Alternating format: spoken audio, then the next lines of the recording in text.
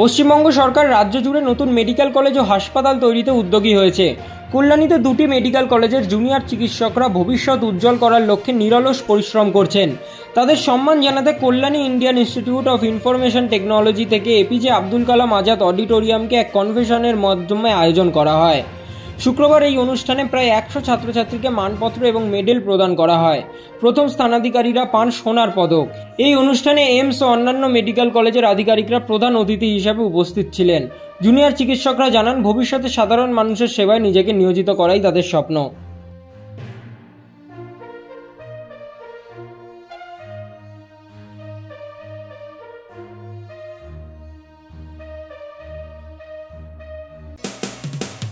মানুষের পাশে, মানুষের সাথে আমরা আছি এই বাংলাতে। আপনারা দেখছেন সংবাদ শিরোনাম। দেখলেন তো অনেক কিছু, এবার দেখুন নতুন কিছু।